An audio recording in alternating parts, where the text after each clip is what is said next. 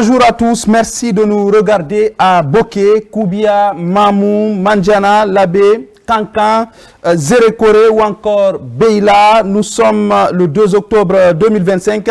Oui, il y a 67 ans, un 2 octobre 1958, la Guinée accédait à sa pleine et entière souveraineté à travers un vote historique qui lui-même a été une inspiration pour de nombreux pays aspirant à l'indépendance.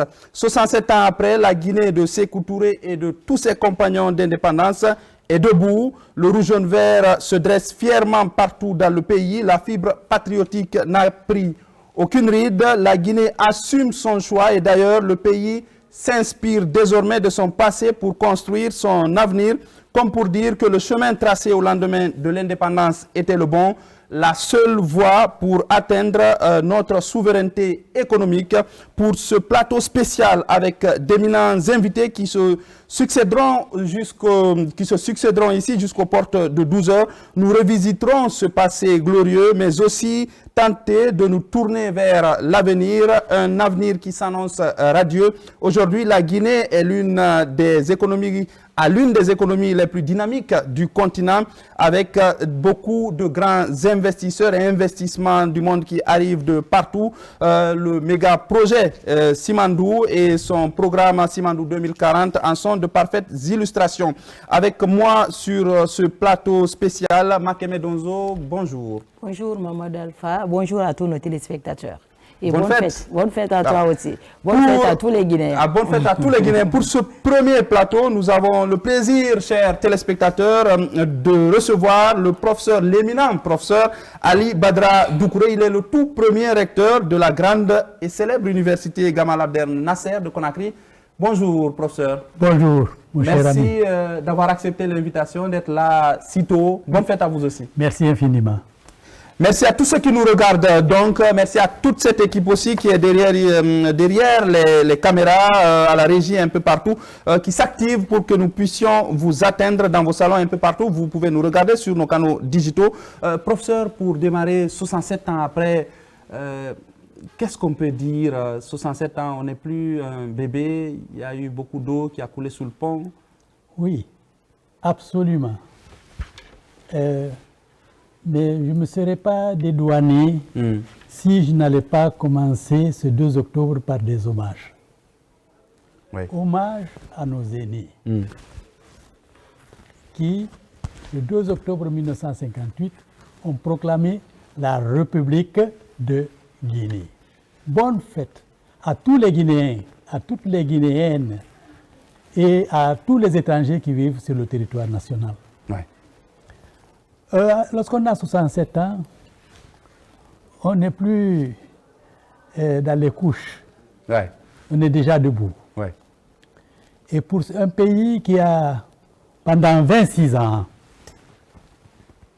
été le seul à avoir confronté l'histoire, à avoir tutoyé l'histoire, c'est dire que c'est un pays qui est passé par des hauts et des bas. Ouais. Pour en arriver ici. Donc, qui en a tiré des leçons. On peut dire donc, selon votre propre conclusion, que nous ne sommes plus dans les enfantillages, nous sommes dans le sérieux. Oui, et là, le 2 octobre 1958, la date de notre indépendance, ça a été une victoire collective.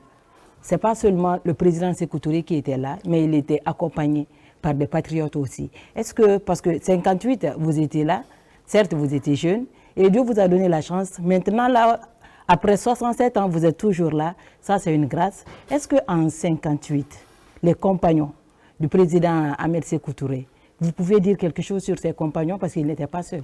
Et on voit beaucoup de photos avec vous, là. Oui, je sais que ça va arriver. Hein. Oui, je suis arrivé, je suis venu avec des reliques, comme on les appelle quelquefois. Une toute première photo. Ouais. Vous pouvez juste, tourner comme ça, parce que là, toute première photo. On voit le général de Gaulle. Le général de Gaulle. Oui.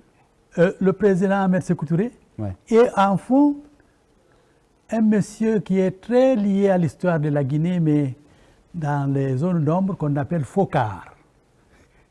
Ouais, le célèbre Fokar. Le célèbre Fokar était là depuis que le président Sékou Touré recevait le général de Gaulle en 1958, le 25 août. Il était déjà là. Ils étaient là pour préparer les choses, pour bon. essayer de voir ce qui est possible pour que voilà. qu'on choisisse un autre chemin à l'époque. Pour savoir est-ce que vraiment on allait contraindre la Guinée à faire un autre choix. Je suis venu avec une autre photo. C'est également une photo où il y a le président de l'Assemblée territoriale d'alors qui allait devenir l'Assemblée constituante pour mettre en place la première constitution de la Guinée. Ouais. Et là, Saïfoulaye Diallo.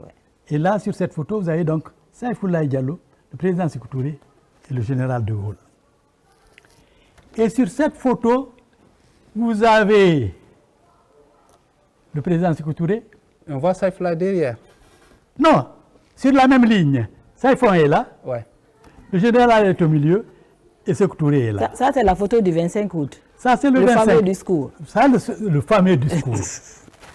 Pourquoi est-ce qu'il est important de faire un tout petit recul lorsque l'on parle de souveraineté et surtout lorsque l'on parle d'économie?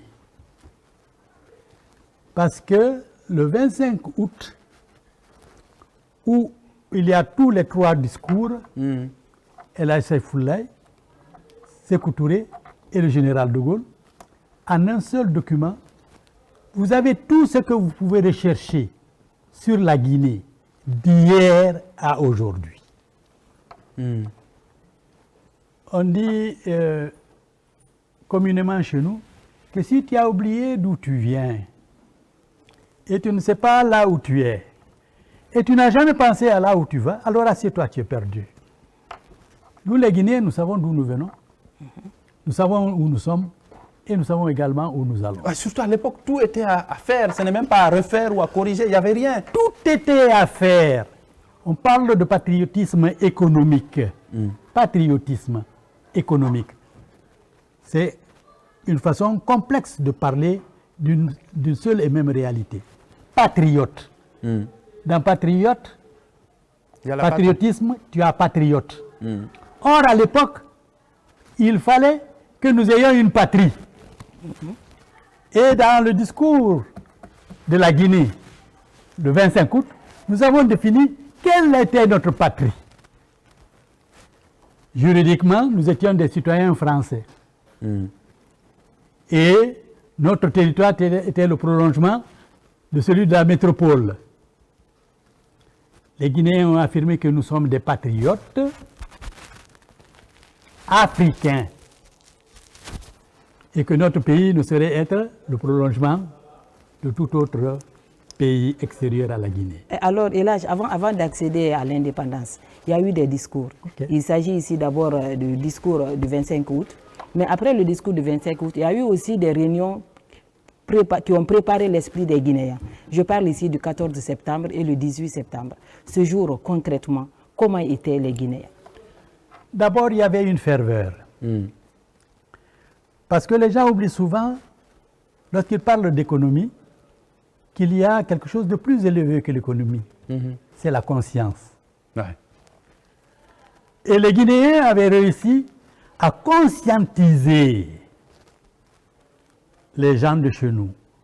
Jeunes, femmes, vieux, tout le monde était conscient. Chacun savait ce qu'il devait faire. Ils savaient d'abord que nous avons été dominés, que nous avons été soumis et que nous étions exploités. Et qu'il fallait que nous sortions de la domination, de la soumission et de l'exploitation. 60 ans durant, après 1898, 60 ans après, pour la première fois, la métropole envoyait son premier représentant en Guinée. Pour demander et grand victorieux de la Deuxième Guerre mondiale et tout ça. Et il était patriote français.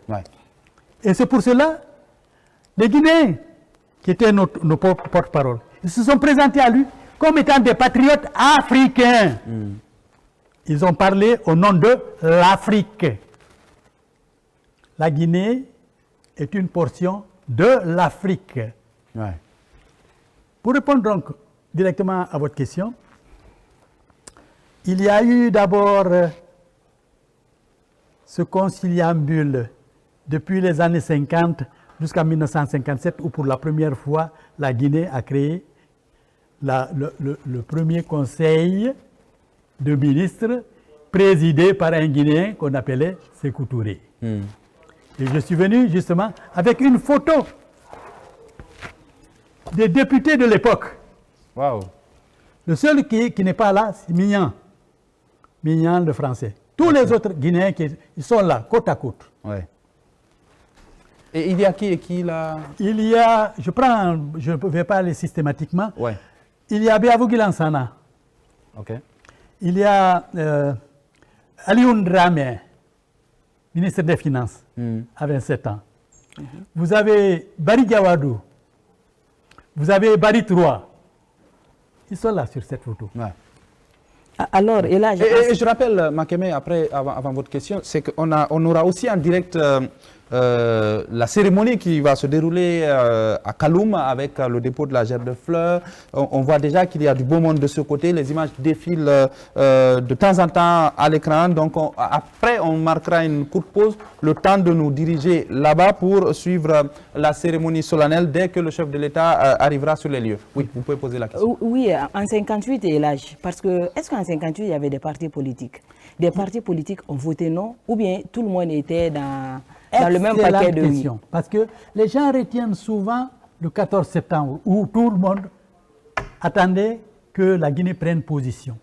Jusqu'au 14 septembre, nous nous battions pour une interdépendance. Passer de la dépendance imposée à une interdépendance choisie.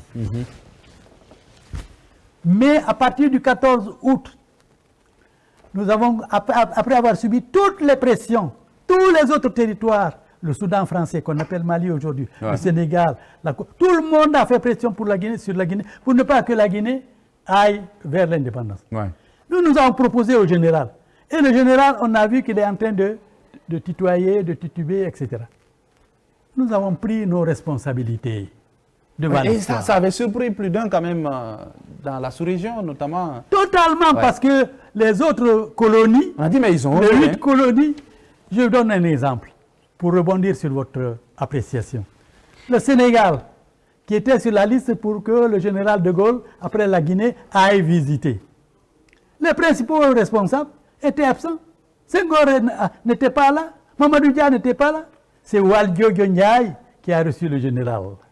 Alors que chez nous, c'est Sékou en face à face, Saïfon en face à face qui ont reçu le général. Donc, dans la nuit du 17 au 18 septembre, les partis de l'opposition, en particulier les plus virulents, ou bien les plus en vue, BAG et la SFIO de Bari Troua, ils ont rencontré le président Sékou, Saïfon et Damantan Kamara. Et on a signé ce qu'on appelle les accords de l'hôtel de ville de Conakry, d'après lesquels ils disent « Nous allons te rejoindre, toi, Parti démocratique de Guinée. » Et nous tous, nous allons dire non.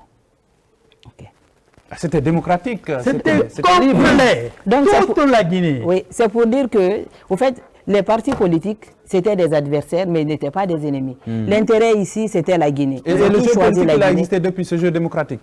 Ces alliances, l'intérêt commun. Oui, pour rebondir à ça, c'est pour cela que les gens, beaucoup de personnes font une mauvaise appréciation. Le parti unique n'a pas été imposé à la Guinée. En Guinée, n'a pas été imposé en Guinée. Ce sont les autres qui sont venus et qui se sont fondus dans le Parti démocratique de Guinée. Ils ont dit, et la démocratie était à l'interne. Était à l'interne. Parce qu'il y avait des débats houleux. Débats houleux. Et puis, il y a eu des pertes d'hommes à l'époque. Je crois que c'est Aragon qui a dit lorsque le pays est confronté à des difficultés, chaque jardin, chaque ruelle arrachée à des mains cruelles, chaque silo, chaque verger reprise aux mains des étrangers. Il faut libérer ce que l'on aime, soi-même. Tu ne peux pas libérer ce que tu n'aimes pas. Tu ne peux pas libérer ce que tu aimes si tu ne l'aimes pas.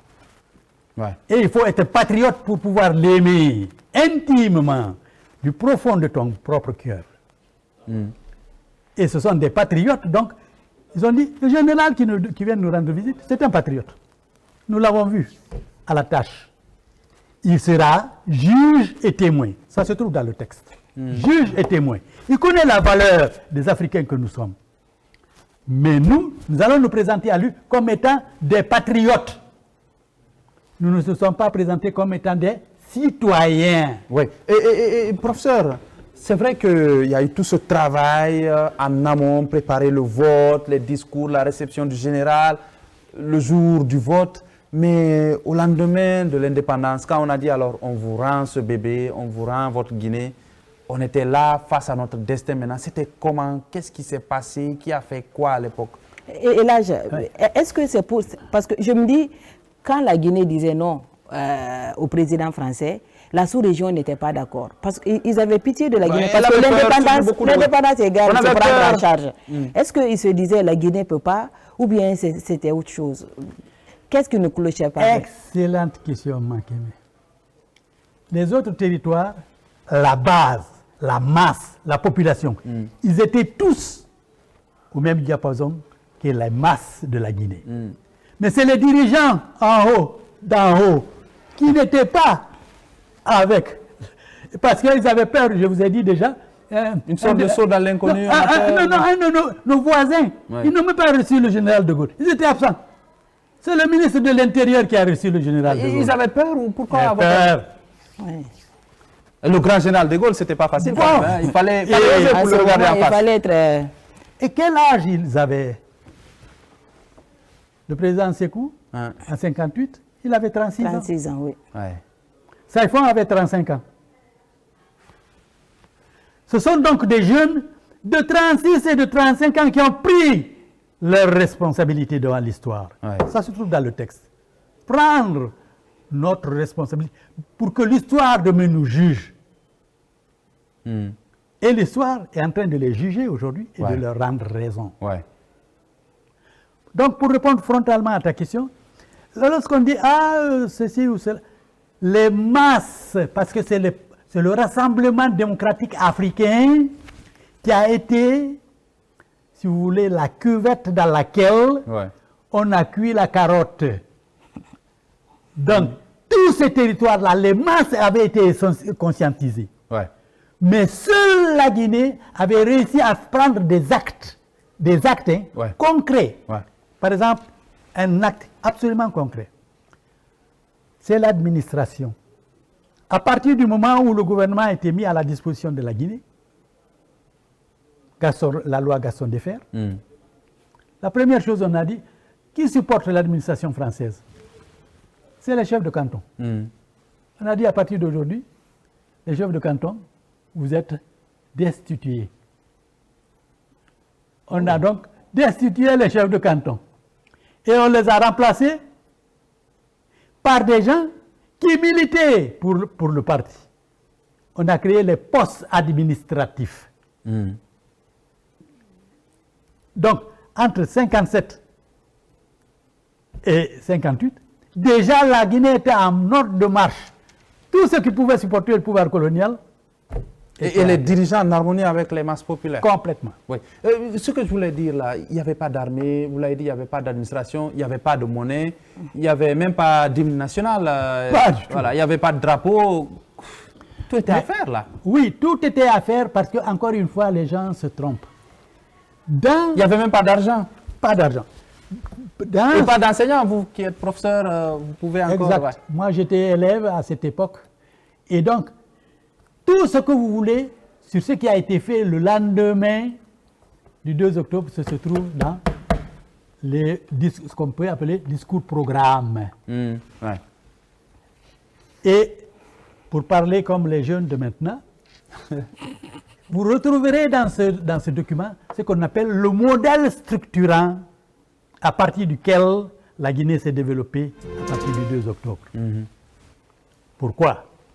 Parce que dans le texte qui se trouve ici, prononcé par le président Sékou en particulier, il a dit tout ce que nous voulons faire dans le cadre d'une interdépendance, c'est d'abord décoloniser. Décoloniser les hommes, décoloniser l'économie, décoloniser l'administration. Si les Guinéens continuaient à être complexés, s'ils étaient en dessous, d'en dessous, par rapport à l'occupant, si tu n'arrivais pas à déchaîner le Guinéen, l'Africain de Guinée, il ne pourra pas construire la coexistence avec d'autres. Et là, dans la semaine du 3 octobre, parce que le 2, on était maintenant indépendant, le 3 octobre, est-ce que l'école continuait? Parce que les enseignants, ce n'étaient pas des Guinéens, c'était des enseignants blancs qu'on avait. Maintenant, la semaine, ça travaillait en Guinée ou bien c'était une pause? Là également, Makemet, c'est une bonne appréciation. En règle générale, en Guinée à l'époque, c'était l'administration des services sociaux qui était occupée par les Blancs. Autrement dit, dans une école comme la mienne, le directeur s'appelait Monsieur Mignon. Okay. Mais les enseignants étaient des Guinéens, dont mon père. C'était des Guinéens. Mais une fois que M. Mignon n'est pas là, pendant qu'il était là, tout marchait. Ouais. Ce n'est pas parce qu'il n'est plus là que ça ne va pas marcher, parce que lui, il n'est que le directeur, il est parti. Ouais. Il ne donnait pas cours. Et ils étaient tous partis, après, ils sont tous partis ou il y en a qui sont restés? Oui, quasiment, ils sont tous partis, mais quasiment, il est resté certain et les Guinéens doivent les garder dans la mémoire. D'accord. Il y a un qui s'appelle Jean Surécanal, celui qui a écrit le livre « La République de Guinée ». Et dans ce livre-là, vous trouvez tout le condensé de l'histoire de la Guinée coloniale jusqu'à l'indépendance. Et toutes les options qui ont été faites par les plans. Le plan triennal, le plan septennal et le plan quinquennal. Vous le retrouvez dans la République de Guinée. Pour retomber un peu dans ce qui est un peu économique. Mais est-ce que c'était facile en ce moment, Elhadji? Parce que le programme a été changé. Le programme a été immédiatement changé. Pourquoi? Parce qu'en disant nous allons décoloniser les hommes, l'économie et l'administration, nous avons renoué avec la culture et la civilisation africaine. Okay. Nous avons cessé de dire nos ancêtres les Gaulois. Ah, c'était... Ah oui, le cours d'histoire. Ouais. Donc, il a fallu reprendre tous les programmes d'enseignement de la première année à la dernière année du lycée. Parce que nous n'avions pas encore d'université. Figurez-vous que déjà, ils avaient en perspective de créer l'université guinéenne. En 1960-61, l'université guinéenne était en place. On n'avait pas d'université. Les gens, pour aller faire l'école supérieure, étaient obligés d'aller à Dakar. À Dakar, oui. Et ceux qui avaient de l'argent allaient en France. Je vous fais rire un peu, parce que moi, je suis un enseignant. Un de ceux qui avait été en France, à son retour, il avait une licence en droit. Et il ne parlait que français, y compris dans sa propre famille. Et il a dit à son papa, il dit Baba, il faut interpréter ton gombeyo, parce que c'est un qui t'a fallu ma photo ruiner. Donc, effectivement. Il dit ça en bon sous-sous. Ah oui. Et je ne dis pas son nom parce que c'est mon nom. C'était un Donc, tout le personnel, si vous voulez, d'un certain niveau, était français et ils sont partis.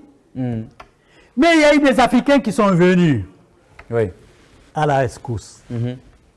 Et parmi les Africains qui sont venus à la rescousse, il y a Kizerbo, professeur d'histoire, et sa femme, qui était professeur d'anglais. Ensuite, il y a les Haïtiens, venus de Haïti. Pour ceux qui connaissent un peu l'histoire, Haïti a été le premier pays noir qui a pris son indépendance. Et en prenant son indépendance, c'est Toussaint Louverture, Jean-Jacques Dessalines, qui n'ont jamais été dans une école militaire, dans une école guerrière. Et à l'époque, la flottille française était l'une des plus fortes de la terre. On a envoyé une flottille pour aller réimposer l'esclavage à Haïti. Et les Noirs, Toussaint, Jean-Jacques Dessalines, ils ont vaincu cette flottille. Et ils ont conservé l'indépendance de Haïti.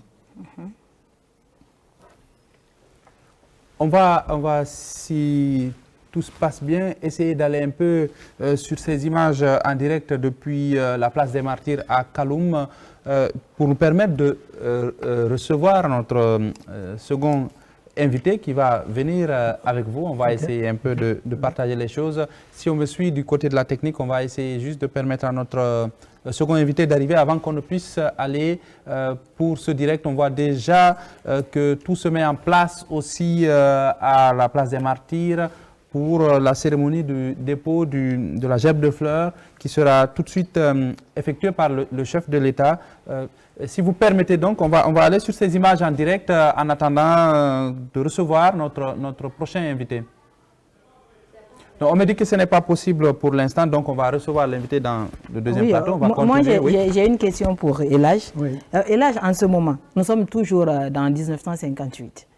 Après le 2 octobre, comment ce groupe de jeunes de 30 à 36 ans, comment ce groupe a fait pour redonner confiance? C'est le plus âgé parmi eux? Non, il n'était pas le plus âgé. Sauf erreur de ma part, il y avait Abdraman Diallo, qui était pharmacien, qui était le ministre de l'Artisanat. Mais le plus jeune, c'était Saïfoulaye Diallo. Non, le plus jeune, en termes de gouvernement, c'était Alioune Dramé, qui était le ministre des Finances. 27 ans, vous avez 27 ans. 27 ans. Et comment ce groupe a fait pour redonner la confiance à la Guinée? Les Guinéens. Redonner. Oui, parce qu'après ce départ massif, mais il fallait tenir aussi, parce que vous savez, après les indépendances, il y a eu beaucoup de régimes qui ont chuté. Vous avez manqué une très bonne appréciation. D'abord, on a vidé la banque. Nous n'avions plus d'argent. Au moment où nous étions en train de voter, le 28 septembre, ils ont envoyé un commando qui est parti à la banque et qui a pris l'argent et qui est parti avec à Dakar. Lisez le livre de Mme André Touré. Elle en parle dans son livre. Donc, nous n'avions pas d'argent. Et on a été obligé de demander aux Guinéens, tous les Guinéens, de faire acte de patriotisme. Patriotisme économique, parce que là, c'est de payer l'impôt directement pour que l'État puisse payer les fonctionnaires et faire les autres achats. L'argent qui est venu du Ghana et autres, est-ce que ça c'est vrai? C'est à ce temps-là que le Ghana a donné comme prêt 6 millions de livres sterling à la Guinée. Et là, permettez-moi de rapidement, je ne vais pas être long. Oui, allez-y. Il y a eu 2 pays à l'époque, sur tout le plateau de l'Afrique de l'Ouest. Il n'y avait que 2 pays noirs indépendants. C'était le Libéria et c'était le Ghana. Qui a eu 2 ans avant. En 57. Oui. En 58. Un an, oui. Un an, à peine un an. Oui. Donc, ils sont indépendants. Mais Kwame Nkrumah avait pris l'option du panafricanisme, qui était la doctrine à partir de laquelle le RDA a conçu la lutte dans les territoires. Mais après, le couple Guinée-Ghana, il a bien marché. Hein? Non seulement bien marché, le Ghana a fait tellement de sacrifices pour nous. Par exemple, à l'ONU où nous voulions rentrer, on n'avait pas de bureau. Donc, ayant nommé Diallo Telli pour aller représenter la Guinée, il n'avait pas de bureau et on n'avait pas d'argent. C'est dans les bureaux de l'ambassade du Ghana qu'on a fait tous nos préparatifs pour que nous puissions rentrer à l'ONU. Donc, il y a eu un patriotisme économique où tous les Guinéens ont accepté de payer non seulement leur impôt, mais de payer par anticipation l'impôt de l'année suivante. Et c'est dans ce couple que l'Union africaine est sortie, je pense. Le couple Ghana, Guinée, Après, Mali est revenu après. Voilà. Maintenant, l'autre versant, parce que c'est un versant extrêmement important, c'est celui du Libéria. Le Libéria a joué un rôle extrêmement important. Ah oui, qui est très méconnu. Qui est très méconnu. Pourquoi? Parce que la Guinée que vous voyez là, les richesses minières de la Guinée sont éparpillées. Aujourd'hui, on parle du Simandou, 2040. Ouais. Mais Simandou, c'est Nimba Simandou. Et le Nimba là, il y a une partie qui est au Libéria. Ouais. Donc il est facile de dire à quelqu'un, bon, la part que tu as là, je vais augmenter. Mais il faut être avec moi, on va faire la Guinée, on va faire la guerre à la Guinée. Les Libériens, c'était le président Topman. Et son ministre des Affaires étrangères, c'était Moumoulou Doukouli. Mamadou Doukouré. Mamadou Doukouré, oui. Dont les parents sont venus de Doukouré là, dans Beila. Et ils ont dit à la Guinée, nous sommes restés avec vous ici pendant 60 ans. Il n'y a pas eu de guerre entre vous et nous. Ce n'est pas parce que les autres là sont partis que nous allons faire la guerre. Notre part, ils ont mis en place la LAMCO. Ils ont exploité, ils ont mis le chemin de fer, ils ont pris leur part, ils sont partis dans les bateaux, ils ont mis dans les bateaux et ils ont vendu. Et c'est ça qu'il faut éviter que la Guinée ait. C'est ce que Osande Afana appelle les économies lignes. Le chemin de fer, tu prends tes matières premières, tu les envoies au port, tu les embarques et tu les vends. Or, en les vendant, que ce soit la bauxite ou le fer, il y a beaucoup d'autres sous-produits dedans. Oui, absolument. Mais lorsque tu as vendu, c'est parti, on te paye des royalties. Il n'y a pas de valeur ajoutée, il n'y a rien. Ouais. Je ne sais pas si j'ai répondu. Oui, bien sûr. Mais est-ce que la culture, en ce moment, la culture a joué un rôle? La culture a été fantastique. Oh PDG, Nyesewa la PDG, Minka Jonyabo la Guinée kono, Kabanka farafinu ke bare madi. Mo matereko, me materenye, Fose Koutouré, Anoussaï Foulahi Diallo. C'était récité par cœur, tout le monde. Non, parce que c'est l'essence, c'est l'âme de la Guinée, d'être des gens libres et fiers. Ouais. Et nous avons appris à ne pas baisser les chines, à nous tenir debout et à regarder l'autre dans les yeux, sans complexe, mais également avec respect. En attendant que l'autre aussi nous regarde avec le même respect. Oui, au fil des ans, on voit qu'on a tenté de recoller les morceaux avec la France. Il y a eu des réconciliations après même le général de Gaulle et tout. Dans la gestion du pouvoir, de l'État, le développement économique, l'agriculture, la culture et tout ce qui s'ensuit, le sport aussi, hein, et les sciences et tout ça, comment on a pu de rien partir à mettre la Guinée quand même au sommet dans beaucoup de disciplines? Encore l'esprit patriotique. Dans tout, le Guinéen dit « je prends mes responsabilités devant l'histoire ». Ce n'est pas prendre les responsabilités devant Doukouré, non. C'est devant l'histoire. Qui va te juger? Est-ce que ce que tu fais est dans l'intérêt de ton pays? C'est pour cela qu'on dit que le patriote, c'est un citoyen libre et responsable d'une nation souveraine qui s'appelle la Guinée. Libre et responsable. Tu es libre, mais tu es responsable de la Guinée. Chacun est ambassadeur de soi-même. De soi-même. Ta famille est responsable. La Guinée entière est responsable.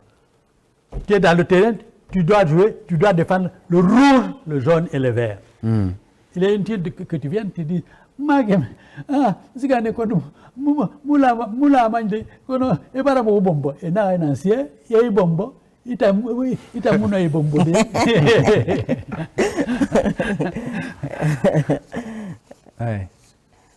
Donc, une chose, là également c'est important de le dire, c'est avec l'expérience du Vietnam. Comment un pays, l'Indochine, a réussi à faire prisonnier tout l'état-major français à Dien Bien Phu en 1954. C'est en élevant le niveau de conscience, d'éducation, pour que le Vietnamien soit capable d'aller reprendre à l'autre son arme et de la retourner contre lui. Et après, ils ont résisté, il y a eu d'autres attaques, les Américains ils se sont cassés les dents aussi. Les Japonais sont venus, ils les ont tapés, et ainsi de suite. Oui. Autrement dit, donc, c'est un niveau, c'est au-dessus de l'économique, au-dessus du culte, il y a la conscience. Oui, on sait que après la mort de Sékou Touré, on a changé beaucoup de choses, à tort ou à raison. Pour vous, aujourd'hui, qu'est-ce qu'on a abandonné qui était bien et qu'il faudrait bien remettre en valeur aujourd'hui? Tu n'es pas gentil, hein, parce que là, tu me poses une question pas facile. D'abord, je regrette une chose. Pendant 26 ans, nous avons mis en place l'infrastructure industrielle de la Guinée. On a construit des usines. Oui. On les a démantelées. L'équivalent. C'était violent quand même. Violent. Ouais. C'est ce qu'on appelle les programmes d'ajustement structurel. Et donc, près de 50 000 travailleurs, du jour au lendemain, on leur a dit, bon, on va te donner un peu de pécule, et puis...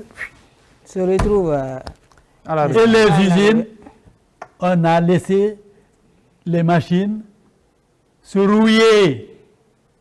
Et on a commencé à les vendre pièce par pièce, comme on a vendu le chemin de fer. Et n'a ramati. Ensuite, nous avions entamé dans l'éducation ce que l'on appelait l'éducation citoyenne. Le Guinéen, quelle que soit sa génération à l'époque, savait qu'il était citoyen, qu'il devait être patriote. Et on avait introduit les langues. Valoriser les langues. Valoriser les langues.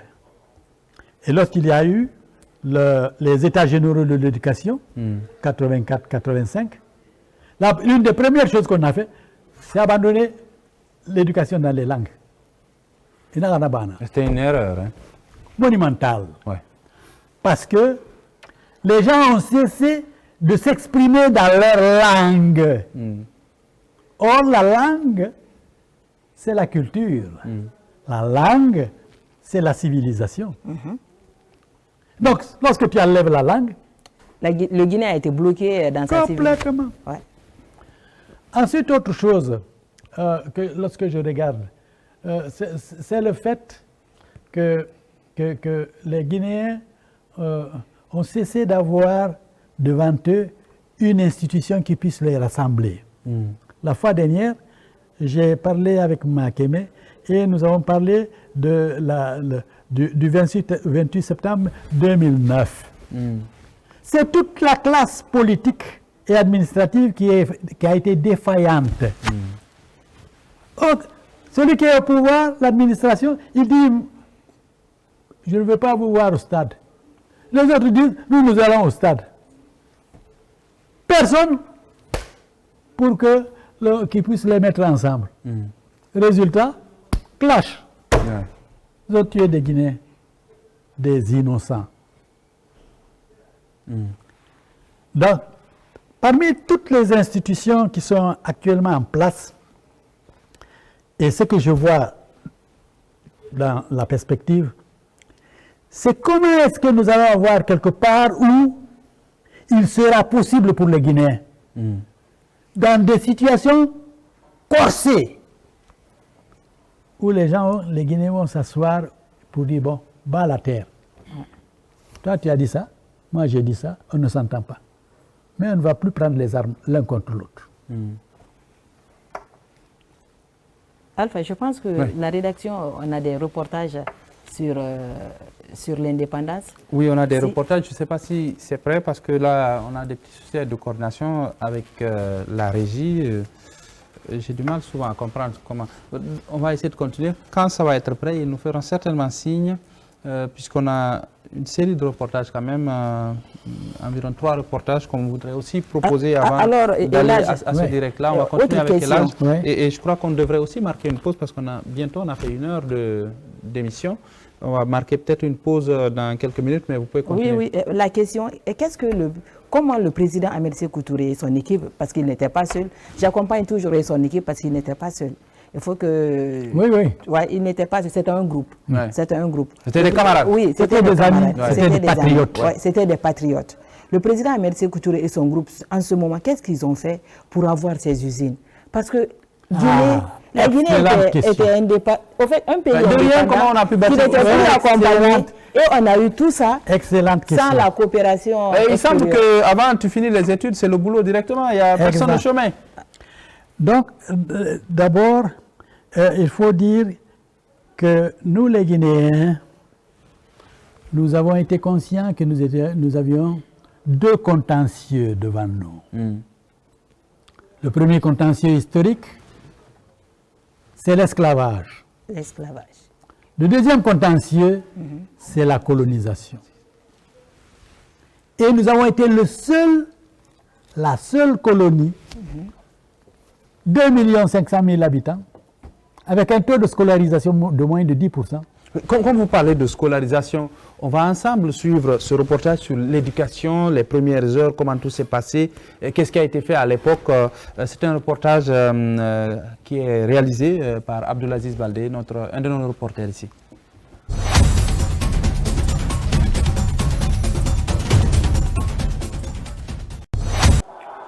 Considérés comme un maillon essentiel dans l'accession de notre pays à l'indépendance, les intellectuels guinéens ont joué un rôle déterminant dans la construction de notre jeune nation.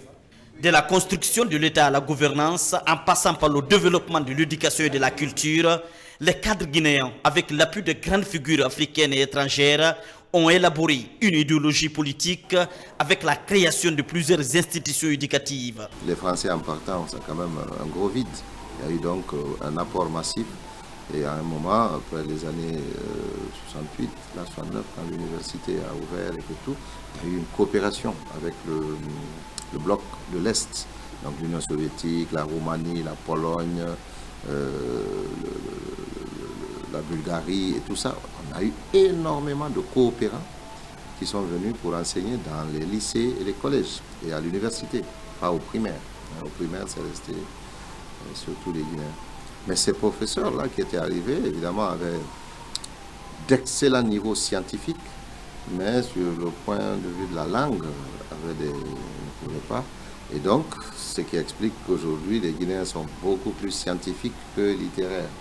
Cette génération qui a été formée, aujourd'hui, partout encore dans le monde, sont encore très bons. Les intellectuels guinéens ont contribué à des projets de développement dans un contexte de planification centralisée. Aujourd'hui à la retraite, Dr Gilbert Ifounou a servi la Guinée avec fierté et révèle notre pays l'image d'un secteur de résistance. Les grands intellectuels à travers le monde ont dit cette jeune indépendance, il faut qu'on la soutienne. Vous aviez des Sénégalais, des Ivoiriens, des Nigériens, les intellectuels en Afrique n'ont pas lâché la Guinée. Particulièrement, vous avez le Togo qui a envoyé 19 instituteurs pour faire la relève dans les écoles. Moi, j'ai eu la chance d'avoir un Togolais au CM2, CM1, CM2, c'est lui qui nous a préparés pour aller au CEP. Donc, c'est les circonstances de l'accession de la Guinée à l'indépendance qui ont motivé ces intellectuels à ne pas abandonner la Guinée à elle seule. La production littéraire, artistique et scientifique a été souvent utilisée pour promouvoir l'idéologie révolutionnaire, mais aussi pour défendre l'identité nationale. Puisque la Guinée n'avait pas de cadre de haut niveau, tout de suite, elle a pris l'initiative de construire l'Institut Polytechnique Gamal Abdel Nasser. À l'époque, on ne l'avait pas appelé Gamal Abdel Nasser, on avait dit IPC, Institut Polytechnique de Conakry. Les tout premiers sortants de cette université sont les cadres de haut niveau. Les intellectuels de par le monde sont venus au secours de la jeune République, comme pour dire nous venons vous essuyer les larmes, ne vous en faites pas, nous allons vous accompagner. Parce que la plupart de ces cadres-là aussi avaient des difficultés avec les régimes de leur pays. À la fois, ils étaient des réfugiés en Guinée, mais en même temps, il y avait la prestation de ceux qui savaient faire. Malgré leur rôle crucial, l'action des intellectuels a été marquée par quelques difficultés, mais jamais entraîné relâchement. Aujourd'hui, leur contribution à l'identité guinéenne reste fondamentale pour le développement socio-culturel de notre pays.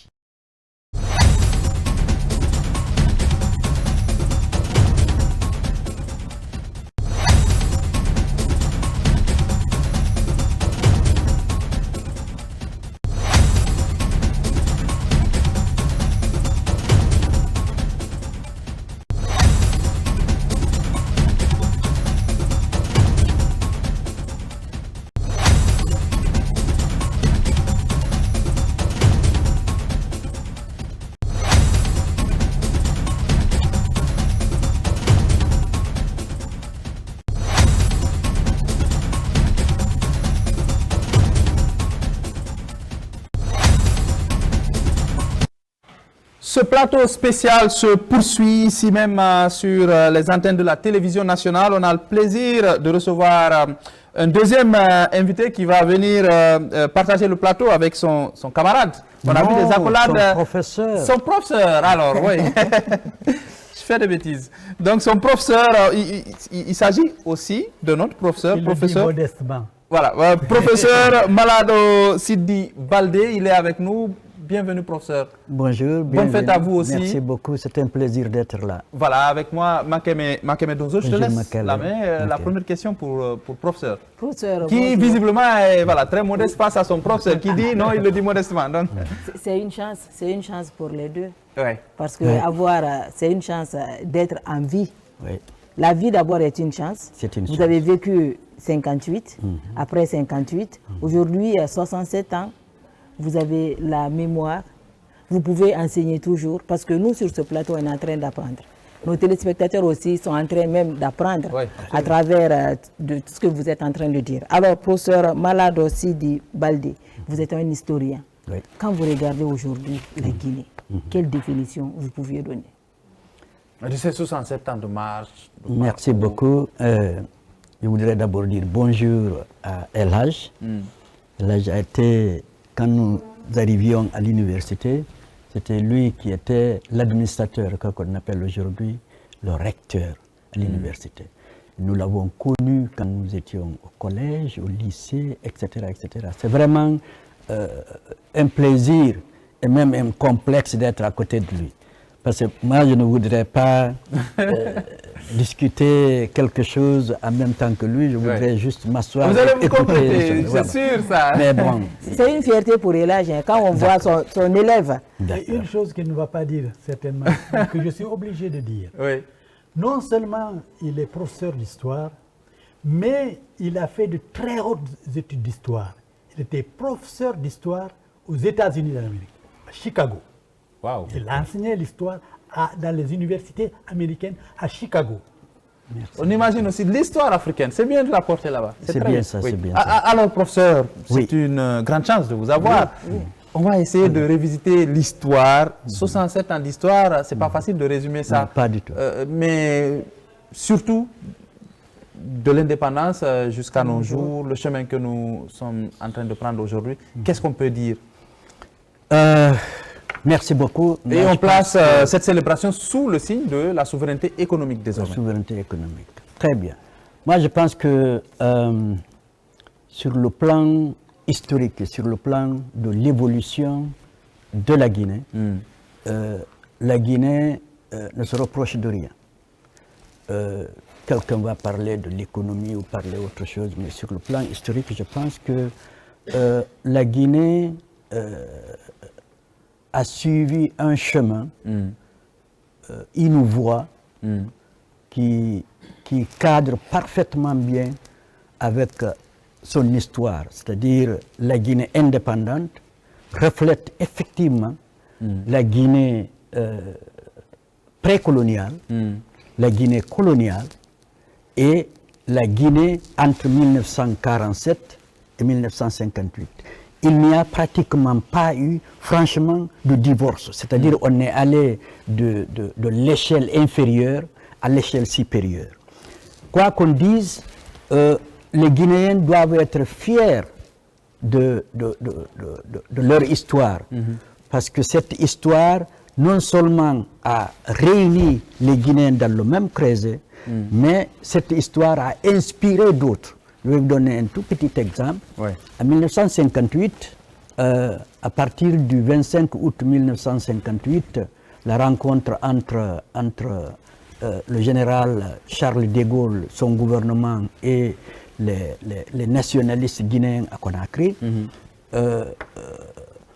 beaucoup ont estimé que la Guinée a fait un mauvais choix. Et il y en a même qui ont pensé que le choix de la Guinée n'allait pas durer. Que ça n'allait pas tenir. Ça n'allait pas tenir. Ouais. Et on constate qu'à partir de 1958, c'est-à-dire entre 58, 59 et 60, ce sont les mêmes gens qui avaient condamné la Guinée d'avoir choisi leur indépendance, l'indépendance de la Guinée. Ce sont eux-mêmes qui ont réclamé d'une manière ou d'une autre leur propre indépendance. Il y a eu près de 10 colonies qui ont accédé à l'indépendance. Donc ça signifie que l'exemple guinéen, c'est un exemple, je pense, qui a fait tache d'huile, qui est devenu une référence en Afrique et dans le tiers-monde. Un autre exemple que je donne, et là je l'ai expliqué, la Guinée est allée à l'ONU pour son admission aux Nations Unies en 1958. Et quand elle a été admise, je l'ai dit ici il y a 2 jours, quand elle a été admise dans la même salle d'admission de la Guinée à l'ONU comme 82e membre, c'est de là que la Guinée est sortie pour aller défendre la cause algérienne. Le premier acte diplomatique guinéen, c'est de sortir de la salle d'admission de la Guinée aux Nations Unies. En tant que pays reconnu. En tant que pays reconnu, il n'y a même pas un jour reconnu, il n'y a que des heures. C'est de là qu'ils ont plié bagage, ils sont allés dans la salle pour négocier l'autonomie, la reconnaissance du FLN et l'autonomie de l'Algérie. Le premier acte diplomatique guinéen. Je pense que... là, c'est pour comprendre les Guinéens doivent être fiers. La Guinée et l'Algérie. Les Guinéens doivent être fiers de leur histoire. Naturellement, une histoire, il y a toujours des hauts et des bas. Et nous devons absolument connaître ce qui se passe là et l'assumer. Personne ne va assumer l'histoire guinéenne à la place des Guinéens. Il faut qu'on se regarde les yeux dans les yeux, qu'on l'assume et qu'on sache comment évoluer avec ce qui a bien marché et ce qui certainement n'a pas bien marché. C'est notre histoire, nous devons l'assumer. Bien sûr, l'histoire c'est une continuité parce que même ce qu'on est en train de faire aujourd'hui, un moment, ça va être dans l'histoire. L'histoire, c'est ça. Maintenant, moi, je prends dans nos écoles, l'enseignement guinéen, maintenant là. Parce qu'actuellement, on voit qu'on enseigne beaucoup de choses dans les classes qui ne nous concernent pas. Qui ne nous concernent pas tellement. Et il y a d'autres choses que les enfants doivent savoir. Parce que l'histoire, c'est ça aussi. Quand l'enfant apprend ce qu'on a fait, là, l'histoire a réussi. Mais si on ne sait pas ce qu'on avait fait avant, et on se jette directement dans le futur, ça devient autre chose. Alors, professeur, est-ce que vous êtes concerté aujourd'hui par d'abord le ministère de l'enseignement? Parce que c'est le ministère de l'enseignement qui fait le planning. Est-ce que vous êtes concerné? Est-ce que vos expertises comptent dans les histoires enseignées? Oui. Est-ce que vos expertises comptent dans l'enseignement guinéen? Je pense que ça compte. Moi, là où je suis comme ça, j'ai le statut d'enseignant-chercheur. Je viens juste de quitter l'université de Conakry comme enseignant actif. Je pense que l'enseignement guinéen, quoi qu'on dise, reflète quand même les réalités guinéennes. Et le doyen l'a dit, je l'ai écouté, il disait qu'en 1958, quand les experts étrangers sont partis, ce sont des Guinéens et des amis des Guinéens qui sont restés. Je me rappelle par exemple, son papa, El Hadj Doucouré, c'était un enseignant exemplaire dans ce pays-là. Et les étrangers sont venus s'ajouter à eux et ils ont ils ont continué le processus malgré bon gré et immédiatement, le gouvernement guinéen a pensé justement à combler ce vide. Et ils ont créé des écoles qui sont restées légendaires dans ce pays. C'est par exemple le centre de Dabadou. Exact. Le centre de Dabadou, les gens que le centre là a formés, franchement, je pense que c'était une pépinière qui a permis à l'enseignement guinéen d'évoluer dans des conditions plus ou moins idéales. Je reviens à la question. Je pense que, personnellement, quand je regarde l'éducation aujourd'hui, je ne me reproche de rien là-dedans. Sauf que, quelque part, on va certainement accentuer la formation civique, la formation citoyenne. Ouais. Parce que si vous regardez bien, l'histoire de la Guinée de 1947, presque à nos jours, c'est une histoire de mobilisation des masses par des partis politiques. C'est-à-dire, pendant longtemps, nous avons eu affaire à des militants des partis politiques. Et vous savez, le militant d'un parti politique, le militant d'un mouvement politique, va à l'image du leader politique. Et de 1947 à 1984, pratiquement, nous étions sous la coupole du Parti démocratique de Guinée, qui avait franchement une vision extraordinaire de l'histoire, mais c'est un parti politique. Et nous savons qu'à partir des années 90, avec le multipartisme, la Guinée s'est retrouvée, pas divisée, mais repartie en différents mouvements politiques. Donc ce sont des militants des partis politiques qui faisaient l'histoire. Au point que je pense que les Guinéens ont besoin d'accentuer l'éducation civique et avoir des citoyens. Le citoyen, c'est celui qui connaît non seulement son devoir, mais qui sait réclamer ses droits. Alors que, en principe, certains membres des partis politiques, c'est juste réclamer leurs droits, et de façon pas très citoyenne. Donc, il faut qu'on ajoute, qu'on accélère, qu'on insiste sur l'éducation civique et sur l'éducation citoyenne. À part ça, moi, je pense que la Guinée n'est pas laissée en compte. D'accord. On me fait signe qu'il y a aussi le reportage de Karim qui est prêt, qui parle d'un certain nombre de réalisations sur le corridor, notamment de Kaloum jusqu'à Donka.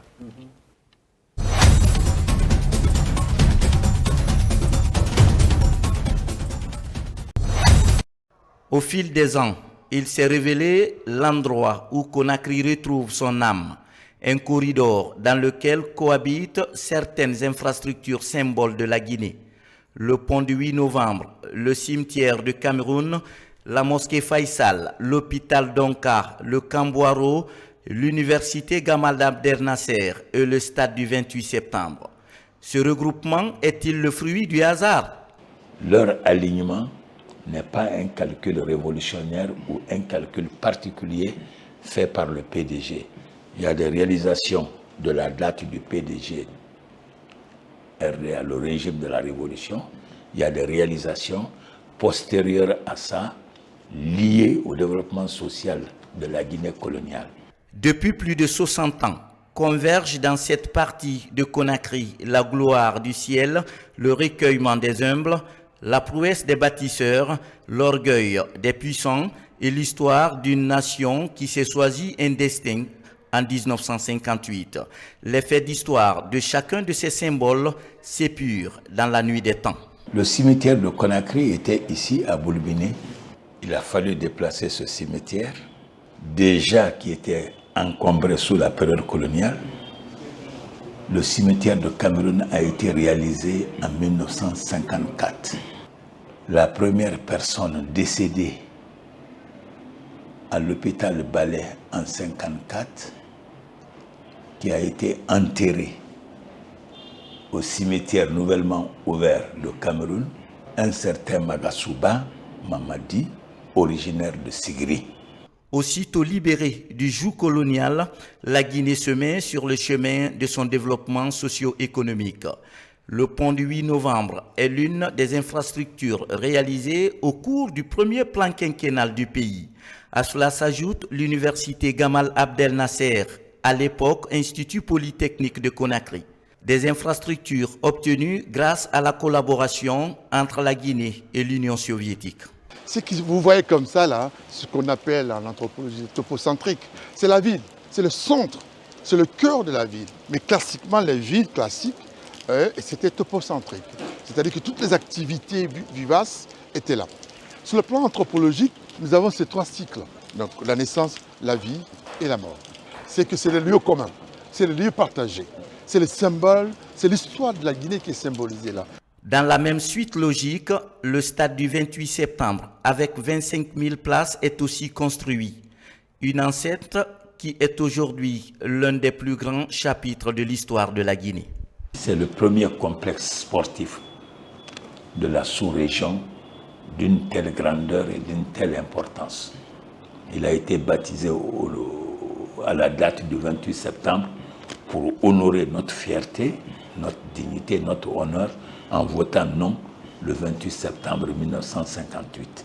Pour la construction de la mosquée Faisal, l'inaltérable volonté du camarade Ahmed Sékou Touré à se saigner aux 4 veines pour son peuple se cache derrière une histoire fascinante.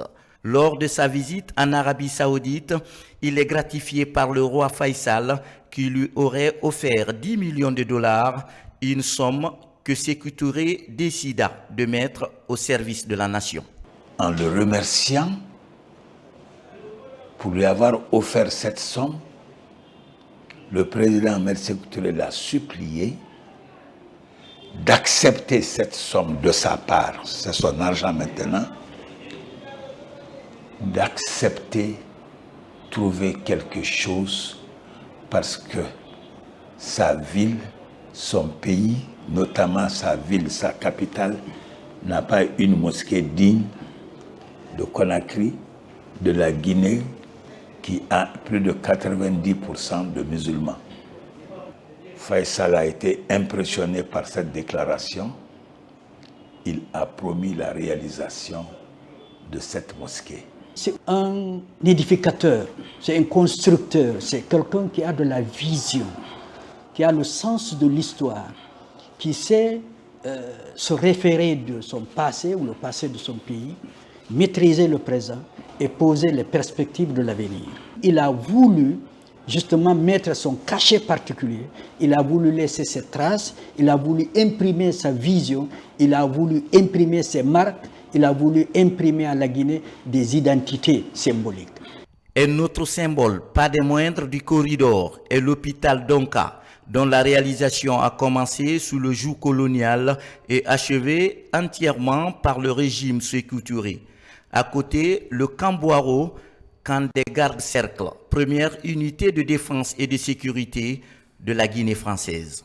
Ce n'est qu'à partir de 1969 que ce camp a porté le nom de Mamadou Boiro, d'un commissaire de police. Il était chargé de convoyer des présumés comploteurs de l'Abbé à Conakry par un vol ordinaire, parce qu'il y avait des passagers dedans, après l'escale de Cancan, pour venir à Conakry. Il a été largué par ceux qui devraient être transportés ici. En l'honneur de ce jeune policier de l'époque, et le camp de la garde républicaine a porté le nom du camp Mamadou Boiro. Pour moult observateurs, Sékou Touré surreliait des continents politiques qui auraient pu s'entrechoquer ou dériver.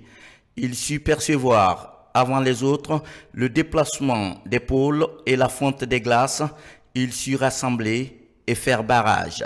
Au fil des décennies, ces symboles deviennent des reliques du passé pour les Guinéens. Avec le vent de la modernité, ils sont rénovés ou reconstruits. Plus que jamais, ces faits d'histoire visent la mémoire collective. Sur la route infinie de l'histoire, les Guinéens useront de la symbolique de ces infrastructures pour s'unir et traverser des âges sur des roues qui ne crèvent jamais.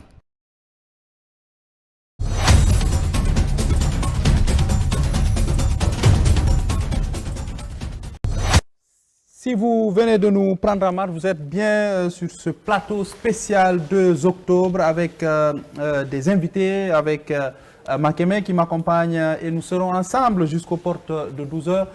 Professeur, pour les deux, hein, on a vu ce reportage aussi qui retrace un peu tout le travail titanesque qui a été fait sûrement en peu de temps au lendemain de l'indépendance. Il n'y avait pas grand-chose et surtout la grandeur d'homme de Sékou Touré quand même. Aujourd'hui, il n'y en aurait pas beaucoup hein, des politiciens auxquels on va donner telle somme pour toi. On dit que c'est pour toi, mais tu dis non, je mets au service de mon pays.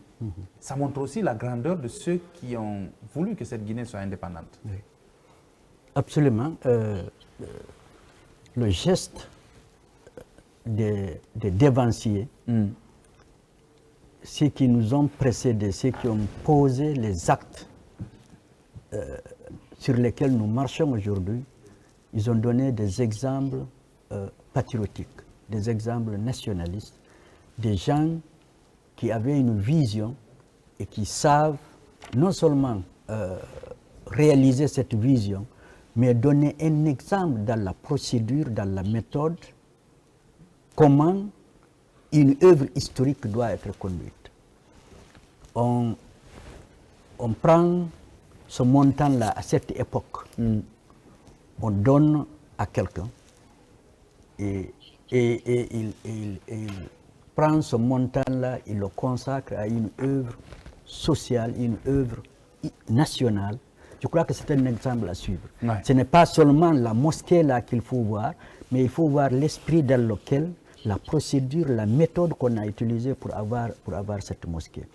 Et quand vous regardez ce corridor, du point de vue historique, nous sommes impressionnés parce qu'on a vu que tous les services sociaux de base, tout ce dont le peuple a besoin, a été réunis dans un cercle très connu, très limité, et là où chacun peut trouver la satisfaction de ses besoins. La sécurité, il y a un camp. Moi, je ne parle pas de ce que le camp va devenir, je vois juste l'esprit de la création du camp Kamayen. C'est la sécurité du mouvement des biens et des personnes. À côté, il y a l'hôpital Donka. Et ensuite, et là je l'ai rappelé, on est plus de 80% de musulmans, il y a la mosquée. Et ensuite, il y a l'université. L'université, c'est certainement parmi la première université en Afrique de l'Ouest. Et enfin, il y a le stade. Mais il faut reconnaître que ces leaders-là ont fait 2 actes que nous, historiens, on cherche à placer dans un contexte donné. Nous avons vu, par exemple, des nationalistes. Des nationalistes qui sont arrivés et ils ont trouvé des infrastructures en place. Au lieu de les détruire, ils les ont conservées. C'est comme par exemple l'hôpital Balais. L'hôpital Balais a été conservé et on a changé de nom. L'actuel Ignacidine. On a changé de nom. Il y a un acte patriotique. Donc, ça, c'est le nationaliste qui a fait. Mais ce n'est pas suffisant. Il faut que le libérateur, le président de la République, se prononce. C'est dans ce cadre-là que lui-même, il a fondé ses propres infrastructures qui sont devenues des symboles référentiels dans l'histoire de la Guinée.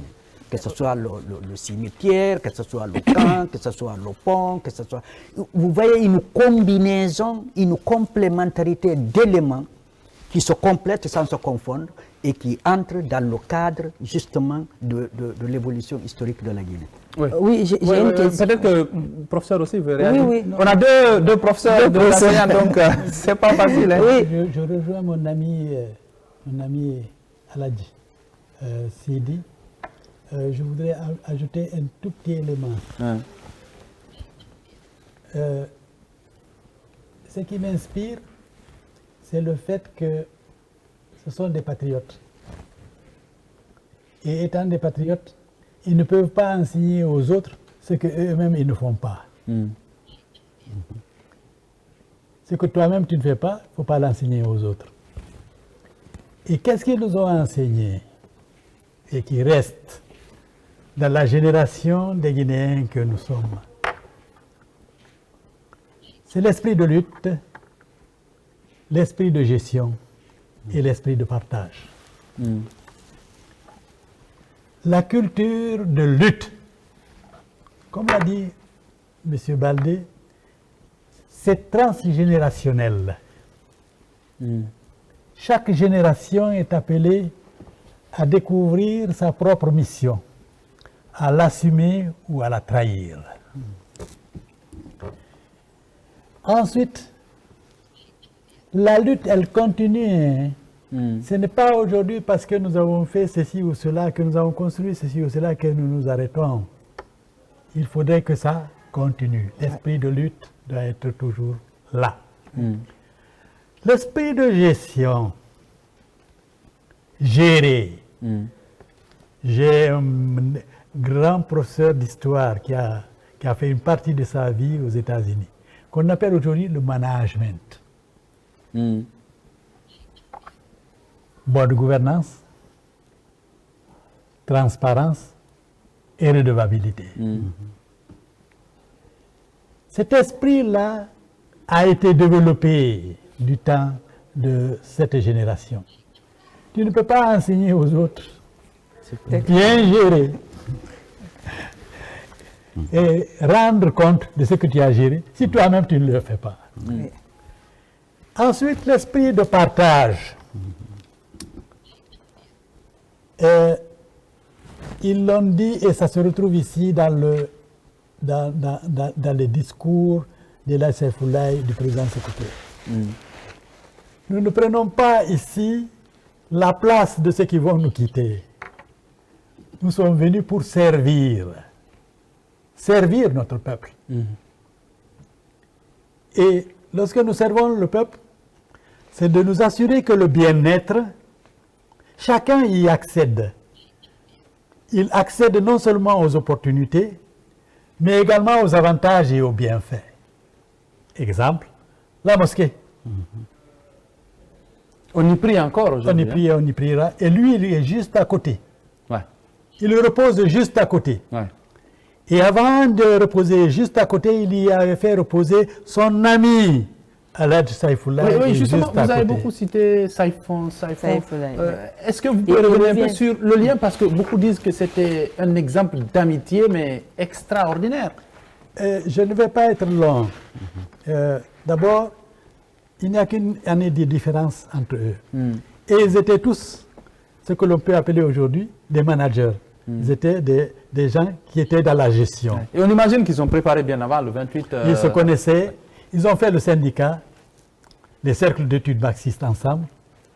Et ensuite... Et Saifoulaye qui était fils de chef de canton. Alpha Bakar Diari. Alpha Bakar Diari. Mais on oublie que Alpha Bakar Diari, sa mère, Nénan Kadjatouba ou Baldé, de la famille. Et Dossare, c'est la fille de Tcherno Aliou ou India. Donc, Saifon descend de la famille de Tcherno Aliou ou India. Pour revenir donc, Saifon est affecté, muté en dehors de la Guinée. Ouais. Au Niger, nous dit-on. Niger et Haute-Volta. Ouais. Il rentre après les années 54-55. Sékou avait déjà déclenché en 1953 la grève de 90 jours pour le code civil, à partir duquel le PDG RDA a marqué et a commencé donc à marcher vers ce que l'on va appeler le gouvernement. On pense que c'est quelque chose qui est venu de façon spontanée. Ça a été bien préparé. Ouais. Et le fruit d'un combat de... Et Saifon arrive, Saifon est muté à Mamoum. Mamoum Kameng. Il y arrive, il trouve d'autres patriotes. Pléa Koniba. Il trouve Doumbouya Bella. Il trouve Aboubakar Doukouré et d'autres. Il arrive à un moment où on est en train de voter pour qu'il y ait un maire. Le maire de Mamou. Et pour la première fois, on l'oublie, dans l'histoire du Fouta, les gens de Mamou accordent aux gens de l'abbé Guébal. Guébal. Ils désignent Saifon, qui est l'autre à Mamou, qui n'est pas de Mamou, pour devenir maire de Mamou. On n'a qu'à regarder toutes les autres mairies, ce sont les enfants autochtones, sauf à Mamou. C'est un signe. Ouais. Et donc, il y a la candidature pour la députation. 3 postes. 3 postes. Le comité directeur était basé à Conakry. Il arrive à Mamou avec la liste des 3 candidats. La sous-section de Mamou, qui était connue et reconnue, a dit nous avons notre candidat. Et notre candidat, c'est Saïfoulaye. Je ne rentre pas dans les détails. Ouais. Donc il y a eu la liste, Saïfoulaye, non, c'est Couturé, Saïfoulaye et Biavougui Lassana. Sur les 3, il y a eu 2 députés RDA qui sont nés.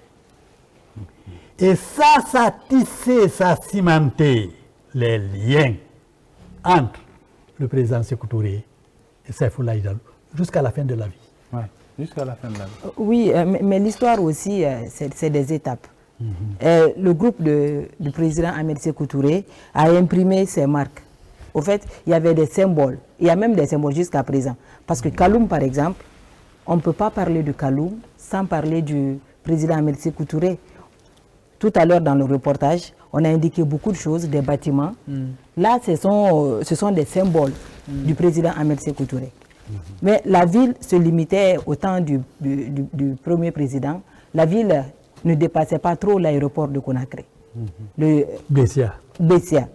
La Deuxième République, il y a eu aussi des créations des cités. Il y a eu beaucoup de cités. Il y a eu des cités des journalistes qui viennent après, c'est dans la commune de Matoto. Il y a autres cités. Parce que chaque histoire, il faut dire l'histoire où ça se doit. Après la Première République, il y a eu une Deuxième République. Cette Deuxième République, quand nous voulons parler de l'histoire, qu'est-ce qu'on peut retenir? La Deuxième République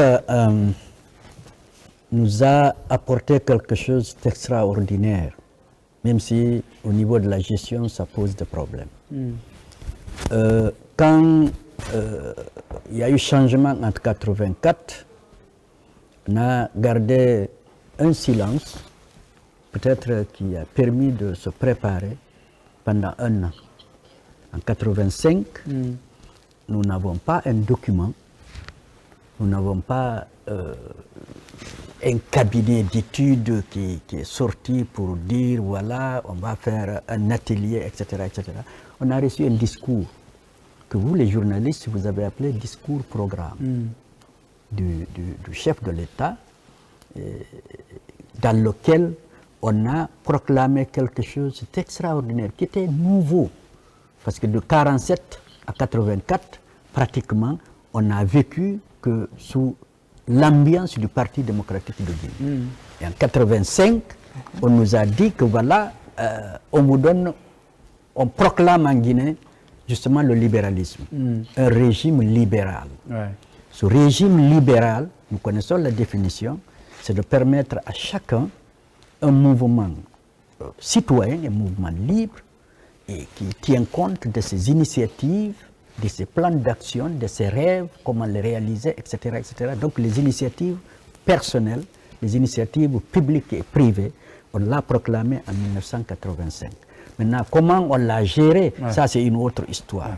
Mais voilà quelque chose de nouveau, franchement, pour marquer, pour déterminer, pour donner la vision, l'identité, l'option, le choix de la Deuxième République. C'est la proclamation du régime libéral. Oui, professeur. Oui, je suis d'accord avec mon frère. La liberté d'entreprise, le libéralisme.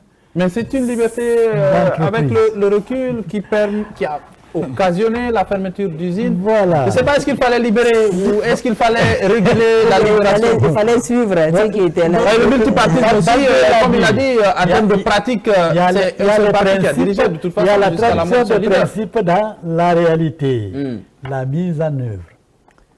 Mais je souligne cela. Lorsque l'on a dit, on va par exemple faire le multipartisme, je le dis... Laisser la possibilité à l'alternance. Je le dis sous le contrôle de ceux qui ont étudié cette partie. Il paraît que le général Lansana Conté était pour deux partis politiques. On lui a forcé la main pour dire on ouvre la porte. Et bien, on est parti de 2, aujourd'hui on est à 100, 150, je ne sais pas, ou bien à 66. Ouais. À l'époque, nous étions à peu près 3 millions d'habitants, 3 millions 500 000. Vous avez une vingtaine de partis politiques qui sont des mangeoires. C'est-à-dire, je crée un parti politique, je me remets un peu,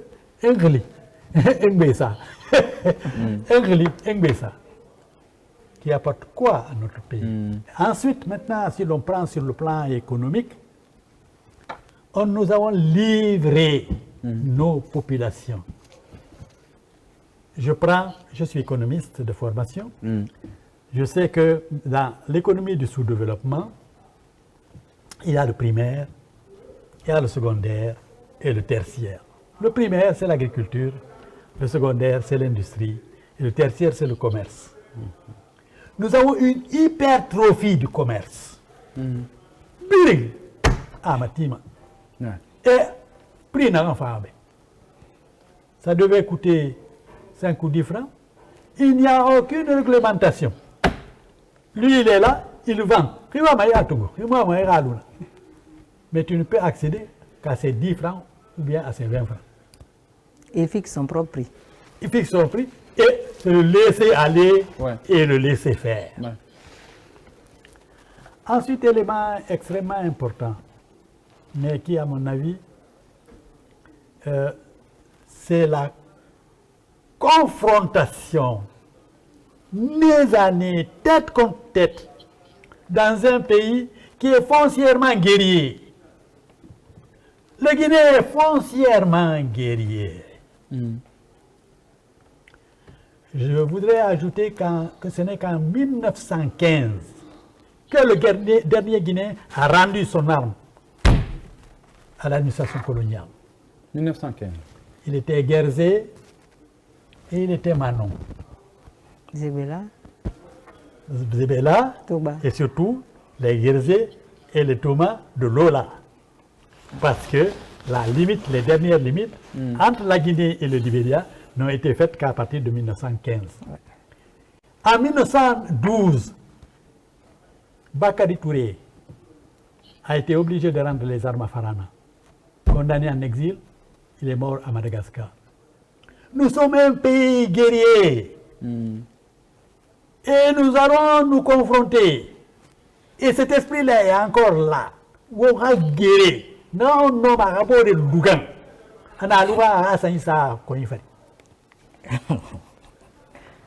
Fort heureusement, nous avons des âmes et nous avons des hommes de culture, comme le professeur Malade dit. Le moment est venu pour que les Guinéens cicatrisent leurs plaies, qu'ils cicatrisent les plaies et qu'ils apprennent à revivre ensemble, au-delà des partis politiques.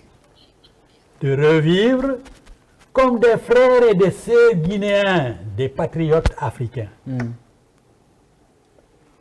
La deuxième et la troisième République ont apporté ça. Mais également, jusqu'à présent, voici ce qui n'est pas encore fait. Que les Guinéens puissent se retrouver, se réconcilier et cesser de s'affronter. Et surtout, s'affronter où? À la rue. Bode Kunitongo, Bode Nyerma, Bode Gemema Ourima. On a un collègue qui a été malheureusement agressé. Je parle de Daoudaba. Oui, qui est convalescent. Qui est encore convalescent, donc notre compassion. Aujourd'hui, est-ce que, avec le recul, comme vous l'avez dit, il n'y a pas été le premier, il n'y a pas eu non plus que le deuxième, pour ne pas dire le second, donc, parce qu'il y en a eu d'autres. De tous ceux qui se sont succédés aujourd'hui, la gestion du pays est assez particulière actuellement. On est en refondation. On vient d'opérer un référendum où il y a eu quand même une forte participation, un très haut taux un fort taux de participation. Plus de 83%. Est-ce qu'aujourd'hui, vous pensez qu'on est sur le chemin de ce retour dont tout le monde souhaite, où on vit ensemble, où l'ethnie disparaît. Je rappelle que le chef de l'État actuel a dit qu'il faut tuer l'ethnie. Beaucoup n'avaient pas compris le sens. C'est que je te regarde parce que tu es mon parent, ou je t'approche, ou je t'aide parce qu'on est de la même ethnie. Est-ce qu'aujourd'hui, on est en train de revenir vers quelque chose de fondamental où la patrie prime? C'est pour vous, c'est pour tous les deux. Je ne voulais pas prendre la parole avant mon frère, mais il me regarde comme pour dire, doyen, je te donne la passe. Et j'accepte la passe. D'accord. Si vous permettez, on va revenir, on va aller sur le direct parce qu'on me fait signe que le chef de l'État est en train d'arriver. On va suivre ensemble ce direct-là. Est-ce qu'on a déjà les images de Kaloum où nos équipes sont aussi présentes pour nous faire vivre la cérémonie qui va se dérouler de ce côté en direct? Donc vous avez les images de la place des Martyrs, cette avenue qui a connu tout le passé historique aussi de la Guinée. Il y a le palais juste derrière, la banque centrale, l'église et bien d'autres monuments. 1958, un peuple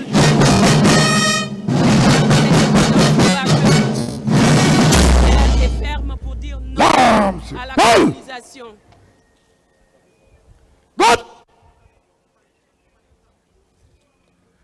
Présentez.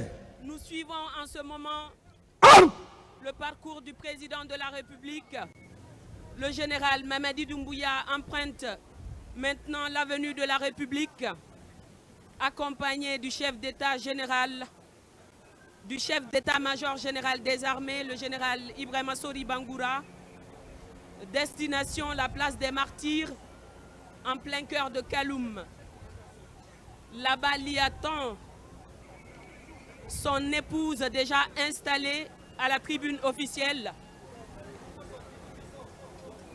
Sur l'avenue de la République, l'ambiance est à la fois solennelle et festive.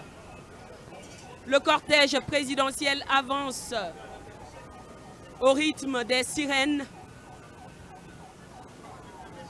encadré par les motards de la garde républicaine et suivi d'une colonne impressionnante de véhicules officiels.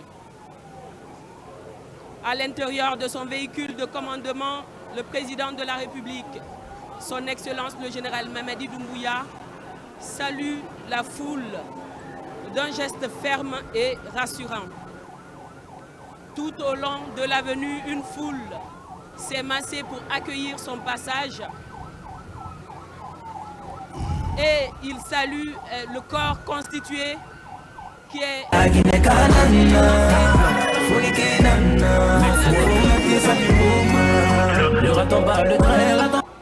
des drapeaux rouges, jaunes, verts flottent dans les airs. Des chants patriotiques s'élèvent. Des applaudissements nourris résonnent. Hommes, femmes, jeunes, enfants, tous unis dans la ferveur, scandent le nom de la Guinée et celui du chef de l'État. L'émotion est palpable. C'est la rencontre entre un peuple et son leader, entre l'histoire et le présent. Le chef de l'État continue les salutations. Il salue la foule et le corps constitué.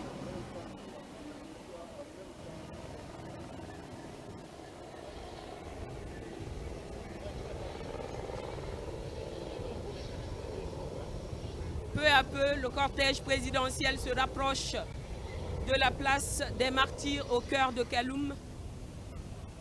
L'ambiance devient encore plus vibrante.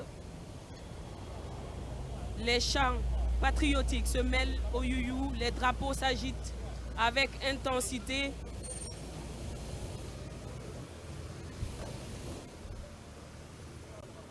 Enfin, le chef de l'État salue les forces spéciales. L'ensemble, l'arme sur Paul,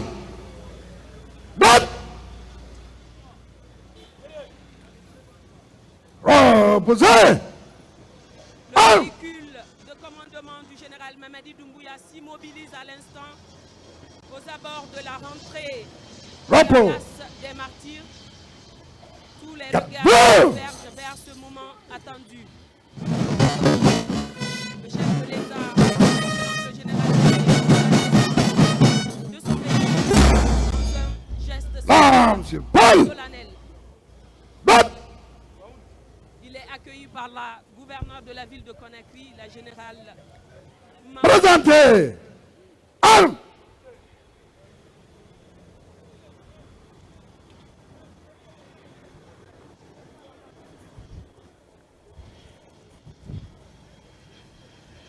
Il va passer en revue la troupe. Il va d'abord procéder au salut du drapeau national. Dans la revue des troupes, rituel solennel qui réaffirme l'unité de la nation et la fidélité de l'armée.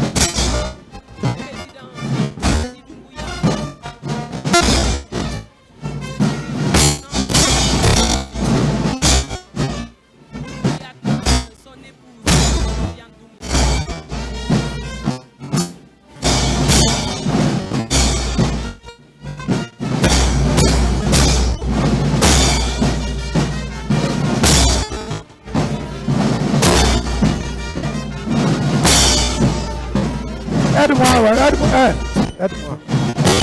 Mais, ça pour moi.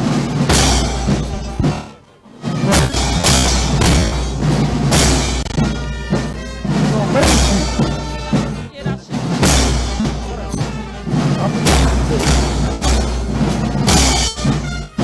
Non, c'est bon. C'est bon.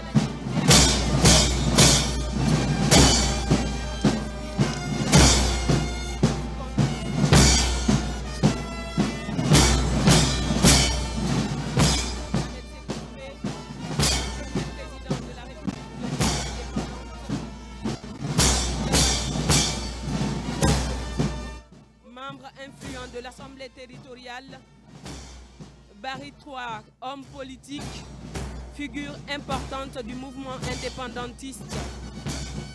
Lansana Beavogui, compagnon fidèle de Ahmed Sékou Touré, qui deviendra plus tard le Premier ministre. Saïfoulaye Diallo, parlementaire et cadre du PDG, acteur clé du non au référendum de 1958. Ou encore Karim Bangoura, engagé dans la lutte syndicale et politique.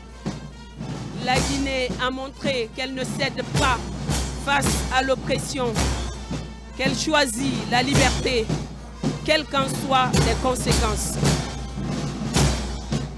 Il faut aussi rappeler que l'indépendance de la Guinée a été fortement portée par le mouvement syndical, avec l'Union générale des travailleurs d'Afrique noire, dirigée par camarade Ahmed Sékou Touré lui-même.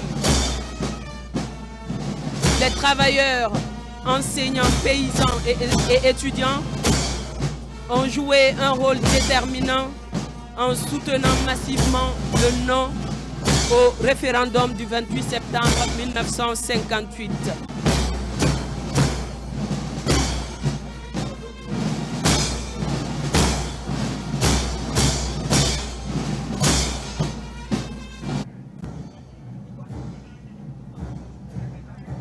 Depuis l'arrivée du général Mamadi Doumbouya à la magistrature suprême, cette fête nationale a retrouvé toute sa grandeur.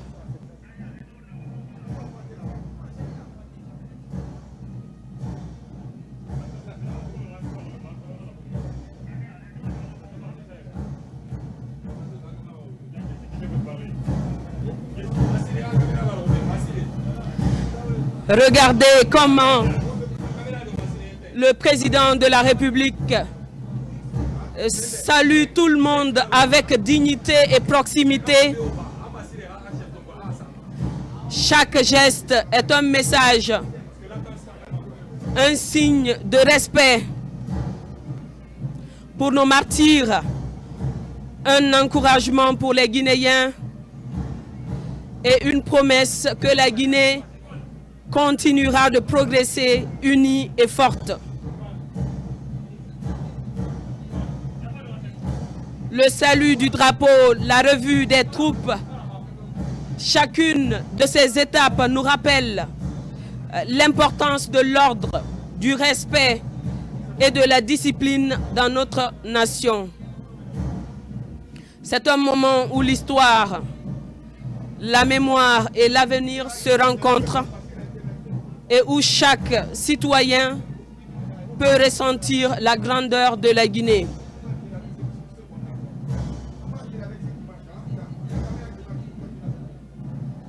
Pendant que nous célébrons notre indépendance, souvenons-nous que la Guinée n'est plus seulement libre politiquement, elle est désormais souveraine économiquement.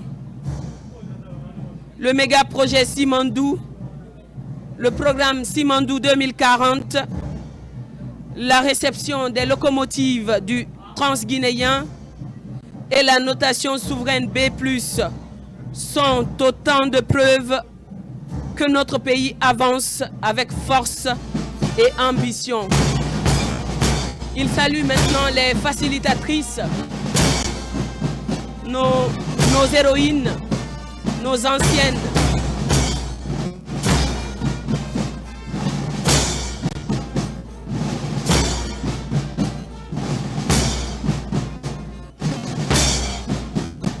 Regardez autour de vous la diversité de notre peuple, les jeunes, les anciens, les différentes régions représentées ici. Cette unité est notre force. Elle est le moteur de notre développement et le ciment de notre souveraineté. La Guinée est une et indivisible.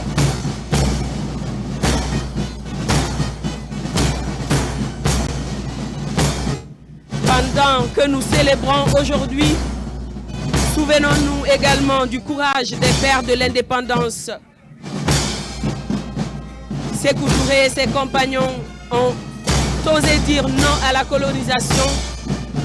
Ce non historique du 28 septembre 1958 continue de résonner et nous inspire à bâtir un futur prospère et souverain.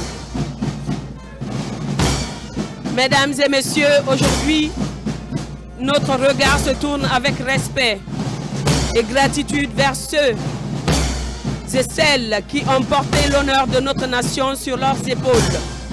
Nos anciens combattants, ces hommes et femmes, par leur courage et leur détermination, ont écrit les pages les plus glorieuses de notre histoire. À la tribune officielle, le président Mamadi Doumbouya s'agenouille auprès d'un des anciens combattants. Leur présence ici illumine cette cérémonie.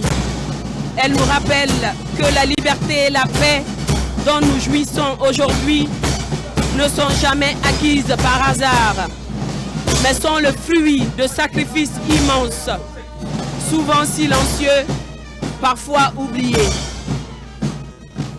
Chacun de leurs pas, chaque bataille affrontée, chaque nuit passée loin de leur famille est un témoignage vivant de leur amour pour notre patrie. En vous voyant ici digne et fier, nous ressentons à la fois l'émotion et la responsabilité.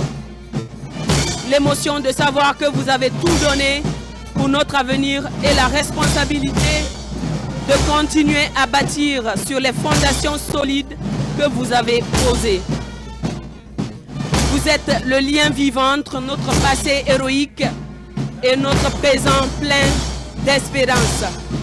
À vous, anciens combattants, nous adressons notre hommage le plus profond. Votre courage inspire, votre dévouement élève et votre exemple demeure une lumière qui guide nos pas.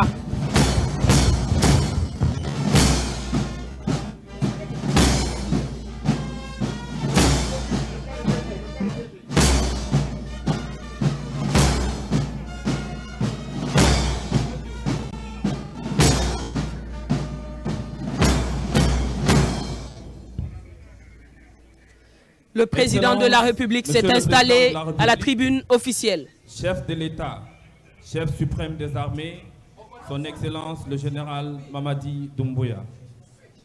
Madame la Première Dame, distingués invités, Mesdames et Messieurs, tout protocole observé. C'est avec une grande, immense joie et une grande fierté que nous vous souhaitons la bienvenue à cette cérémonie marquant le 67e anniversaire de l'accession de la République de Guinée à la souveraineté nationale, acquise le 2 octobre 1958 grâce au courage, au patriotisme et au sacrifice héroïque de nos ancêtres et dévanciers. Placée sous le thème « S'inspirer du passé pour construire le futur ensemble, souveraineté économique ». Excellence, Monsieur le Président de la République, avec votre permission donc, nous vous demandons de nous accorder de dérouler cette cérémonie. Merci. Monsieur le Président, nous vous invitons à procéder au dépôt de la gerbe de fleurs. Merci.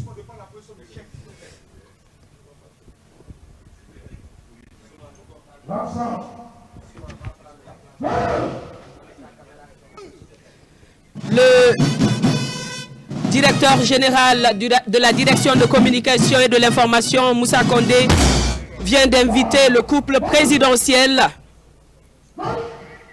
à procéder au dépôt de gerbes de fleurs.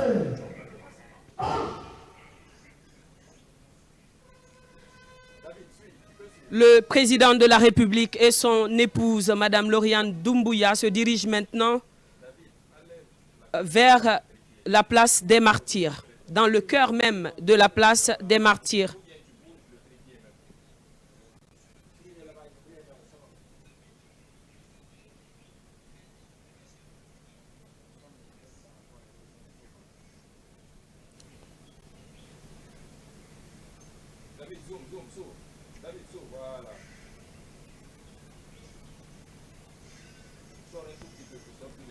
Au cœur de cet espace historique, le chef de l'État s'incline devant la mémoire de nos héros. Il vient donc de procéder au dépôt de gerbes de fleurs en hommage à celles et ceux qui ont résisté. Le clairon résonne alors. Il entame une chanson émouvante, symbole de mémoire et de gratitude envers nos héros. Cette mélodie rappelle à tous les sacrifices consentis pour l'indépendance de la Guinée, le courage de ceux qui ont résisté à l'oppression et l'engagement de chaque génération à préserver la liberté et la dignité de la nation.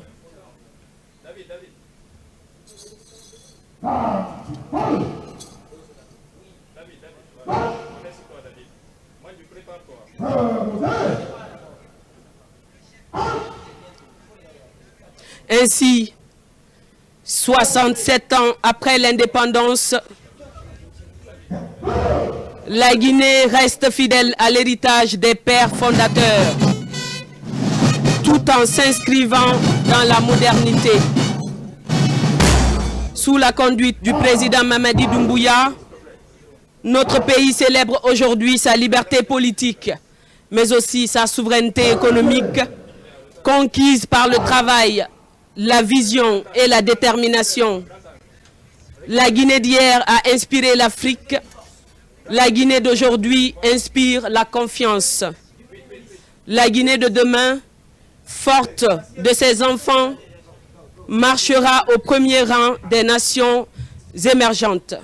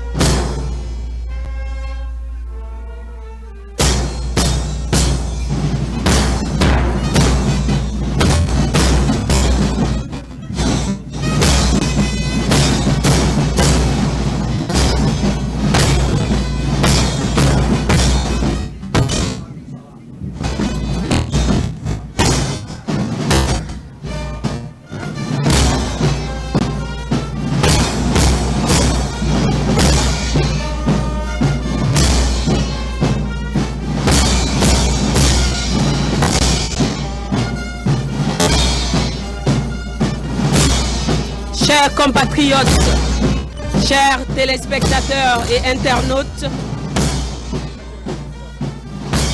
ainsi s'achève ce moment solennel de mémoire et de fierté avec le dépôt des gerbes de fleurs, de l'héritage de nos martyrs à la marche confiante vers la souveraineté économique. La Guinée a montré aujourd'hui qu'elle demeure fidèle à son passé tout en bâtissant son avenir. 67 ans après ce fameux nom historique du 28 septembre 1958, nous continuons de dire oui à la dignité, oui à l'unité nationale et oui au progrès partagé.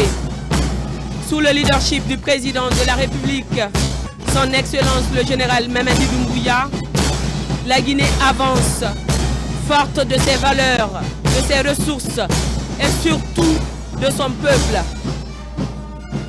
Merci à toutes et à tous d'avoir suivi en direct ce moment solennel ici sur la RTG et sur les canaux officiels de la présidence de la République. Merci à celles et ceux qui, partout dans le monde, ont vibré à l'unisson avec la nation guinéenne. L'histoire continue de s'écrire. Elle s'écrit avec nous ensemble. La célébration du 67e anniversaire de l'indépendance se poursuit partout dans le pays. Vive la République, vive l'unité nationale et vive la souveraineté économique.